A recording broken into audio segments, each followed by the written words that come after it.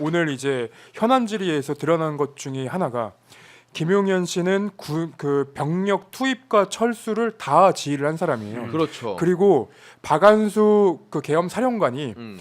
정말로 허수아비였고 그리고 그 경찰관들에게 이 국회의원들의 진입을 막아라라고 통화를 할 때 그 통화를 한 핸드폰이 이 김용현의 핸드폰이었습니다. 그것도 이제 오늘 현안질에서 나왔죠. 예. 그러니까 오늘 현안 질의에 일단 박안수의 또 발언들을 보면은 방금 허수아비라고 표현하신 게 정확한 게 일단 이 발언만 봤을 때는 계엄 선포를 대통령 발표를 보고 알았다. 우리랑 똑같이 한 거예요. TV 보고 알았다. 아이, 그 계엄 포고령 그 밑에 정확히 박안수 이름이 기재돼 있지 않습니까? 예. 근데 계엄 포고령 내가 작성 안 했다.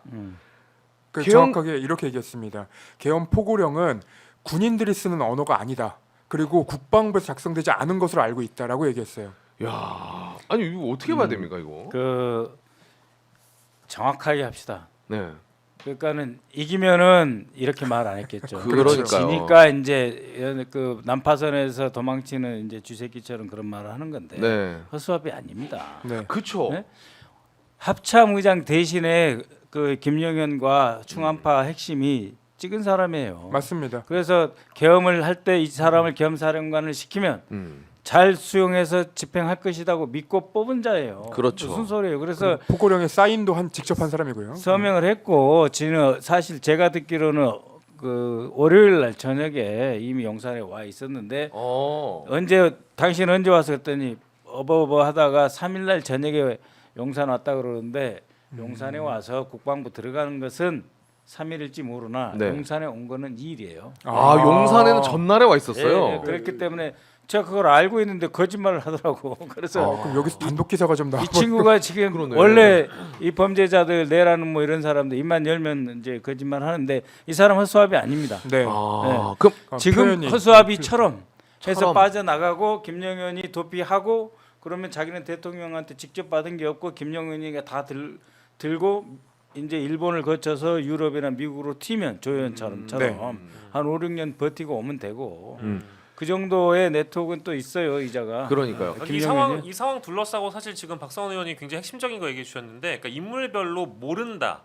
혹은 뭐 자신의 책임을 떠넘기는 사람들을 보면 대부분 다 핵심 역할을 했던 사람들이 네. 자신의 역할을 부인하고 있는 거죠. 나중에 맞습니다. 사법적으로 처벌을 받는 것이 두려워서 또 국회에 나와서 위증을 하면 또 안 되다 보니까 어버버거리는 것뿐이지 굉장히 다 핵심적인 역할을 했던 사람들이고 마찬가지로 경계해야 되는 대목이 뭐냐면 결코 이 정권의 비상계엄 선포라는 것은 허술하게 진행되지 않았습니다.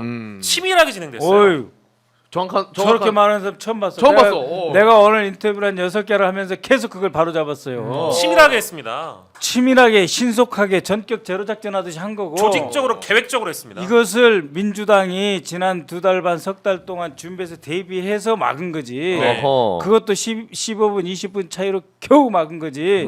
죽을 뻔한 거예요. 맞습니다. 무슨 아니, 진짜 큰일 날 말씀이에요? 뻔했네. 정확한 말이에요. 그러니까요. 야, 근데 아까 그 얘기해 주신 것처럼 그럼 박안수라는 이 자는 원래 활동 반경이 용산이 아니라는 말씀인 계룡대죠. 거죠? 원래는 계룡대인데 육군 총장은 계룡대 있죠. 그런데 계엄 하루 전날에 용산에는 와 있었다. 그렇죠. 그래서 원래는 그 육군 총장 공간이 같이 있었어요 한남동에. 네. 그런데 이제 그 뭐 경호처장도 들어가고 하는 바람에 이 사람의 서울에 있는 그 한남동 관제는 없어지고 계룡대만 관제가 있는데 여기 서울 오면은 근무하는 곳이 있어요 자기 공간. 네. 마치 도지사의 서울본부 서울사무소처럼. 그래서 저는 월요일 날 와 있었던 것으로 저는 알고 있고요. 네. 이미 다 정확 파악했고 맞습니다. 이거 성공하면 자기한테 뭐가 떨어질 다 알고 있는 자예요. 그렇죠. 그러니까 이따가도 잠깐 얘기할 기회가 있겠지만 선관위에 군 병력 300명이 가 있었던 그렇죠. 게 이 계엄 사령관이 이제 임명됐다는 보도가 나오기 전에 그 한 50분 전에 지금 군인들이 먼저 선관위에 가 있었던 거예요. 근데 김용현 씨가 이번에 SBS와의 통화에서 그 인터뷰에서 뭐라고 얘기를 했냐면 그 4.10 총선 부정선거를 수사하기 위해 거기를 지금 점거를 하려고 했다는 거거든요. 그러니까 말 나온 김에 그럼 이거 그냥 네. 바로 여쭤보겠습니다. 진짜 중앙선관위에 지금 계엄군이 최초에 진입한 시점도 지금 문제인 게 계엄 선포하고 6분 만에 선관위 갔다라는 거예요. 맞습니다. 국회보다 더 빨리 6분 만에 갔다는 건 사실상 이거는 바로 출동한 게 아니라 미리 가 있었다고 봐야 되는 거 이 아니겠습니까? 부분에 대해서는 이제 이렇게 설명을 합니다. 이것은 이게 이제 그 관악 사무소가 하나 있고 네. 과천 사무소가 이제 중앙 본부잖아요. 과천 사무소 바로 옆에 방첩사령부가 있습니다. 그래서 방첩사 여인영이가 지금 숨어 있는 것 같지만 이 모든 이 기획은 김용현이하고 방첩사 충암파가 한 거예요. 그래서 이 여인영이가 먼저 친 거죠. 가까운 곳에서. 그래서 이 서버를 털어가지고 이 선거 자금 기록이라든지 후원의 계좌라든지 네. 선거 운동의 모든 기록이 선관위에 다 있습니다. 이거를 가져가서 우리 더불어민주당의 의원들을 대거 감옥에 보내고 박탈시키고 내년 4월이나 10월에 보궐선거를 해서 그야말로 극우 일배로 가득 찬 그 국민의힘 아마 이름을 바꿨을 거예요. 뭐 서결의 힘이나 뭐 이런 식으로 해가지고 네. 네. 할 계획을 잡은 거죠. 그렇죠. 그리고 네. 개헌까지 네. 하려고 했고 막 얘기 막 해도 돼요. 아니면 막 하셔도 됩니다. 네. 그리고 그래서 저녁에 11시에 그 원래 긴급 담화 발표하려고 했잖아요. 네. 미뤘잖아요. 그리고 안 했잖아요. 근데 그 내용이 뭐냐면 개헌이었어요. 그래서 개헌.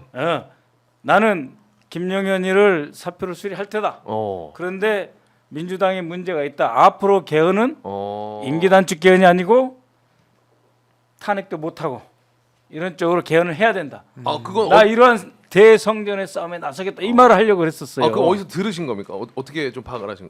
개헌이라는 타이틀은 내가 들었고 구체적인 내용은 내 피셜이고. 네. 근데 개헌이라는 타이틀은 그래 예, 들으시고. 그래서 개헌의 방향은 어. 당연히 임기 단축 뭐 우리가 생각하는 그런 개헌이 아니고 네.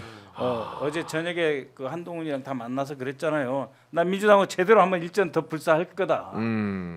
그래서 제2 그 쿠데타 또 할 놈이에요. 그렇죠. 그런데 어제 그 말을 하려고 하니 그때는 이제 전화 아니돼 옵니다. 좀 취했던 것 같고 그래서 오늘 아침에 그게 나올 뻔했는데 또 막힌 거죠. 아 그러면은 어제 제가 봤던 보도로는 이 무슨 담화를 발표할 건데 뭐 거취에 대해서 심각하게 고민 중이고 네. 오히려 뭐 무슨 말리고 말씀이세요? 있다 이런 내용이 있었는데 끝을 말려요. 그러면 사실 그것보다도 방금 말씀 주신 내용들이 있었는데 그럼 제2의 계엄이 있을 수도 있다는 말씀하시는 겁니까? 이제 그것에 대해서 이제 우리 김민석 수석은 100%라고 하는 것은 그 이제 그 오랜 경험과 정치적 감으로 이야기를 한 거고 네. 저는 이제 정보기관에서는 이제 어떤 것도 100%라고는 이야기를 하지 않기 때문에 네, 그렇죠. 그 가능성이 매우 높다. highly likely 해서 한 60-70%로 저는 보고 있어요. 근데 박안수가 제가 아까 오기 전에 봤던 기사로는 그 사의를 표명했는데 네. 이걸 반려를 했더라고요. 네. 이건 어떤 의미로 좀 받아들여야 돼요? 그러니까 이제 그 육사 출신이 필요한데 지금 아. 그 아마 김용현이 도피를 했으면은 아마 바꿨을 수도 있는데 네. 도피를 안 하고 있는 상태에서 제가 지금 느낌으로는 여전히 지금 장관 공간에 있어요. 함남동에. 왜냐하면 아직 새로 최병욱이가 들어오지 않았고 이 사람이 섣불리 저기 그 벽산 아파트 홍은동에 가지는 않을 것이고 또 대통령 옆에 있으라고 했을 거고 네. 자기가 도피할 때까지 가장 자기 신분을 숨길 수 있는 것이 지금 현재 장관 공간입니다. 거기에 있는 상태에서 도피를 시켜야 되는데 박안수가 빠져버리면 육군총장이 빠져버리면 그럼 안 되는 거죠. 그래서 그러면은 합참의장은 해군 출신이거든요. 그래서 박안수를 다 눌러 잡고 있는 거예요. 근데 박안수는 간두고 싶죠. 하루라도 네. 빨리. 이게 일종의 이제 서로 카르텔로 묶여 있거나 뭐 인맥이나 학연이나 꼭 그게 아니더라도 이 어떤 그 비상 계엄 플랜 안에 짜 있는 이제 우리 사람들 네. 남이 아닌 사람들 중에는 대부분 다 핵심적인 역할을 한 사람들인데 과거의 쿠데타와 비교를 해봤을 때 대부분 그런 사람들끼리 일을 도모했던 거거든요. 그렇죠. 근데 이번에도 유사한 게 보면 김용현 씨가 지하에 자신의 뜻과 다른 즉 대통령과 자신의 이 계엄 뜻 과는 다른 뜻을 가진 즉 반대했던 사람들 뭐 합참의장이라든지 혹은 뭐 국방부 차관이라든지 이런 사람들 따로 불러다 놓고 가둬놨다라는 건 사실상 이제 벙커에. 가둬놓고 벙커에 가둬놓고 네. 계엄 해제가 되니까 이제 집에 가라 특별한 이유 없이 이랬다라는 것은 어디까지나 이제 결국에는 자기 사람들로 구성되어 있는 이 계엄을 완성하기 위해서 이분들을 그러니까. 묶어놨다라고 봐야 되는 거겠죠. 네. 그러니까 이제 예를 들면 이런 거예요. 특전사령부 같은 경우에 이제 국직부대, 국방부 직속부대에서 장관이 통제를 하지만 네. 그러나 실제로 전쟁이 났을 때 합참의장이 지시를 하면은 따라야 되는 거예요. 그때는 군령권이 합참의장에게 있기 때문에 그래서 야 너 뭐해?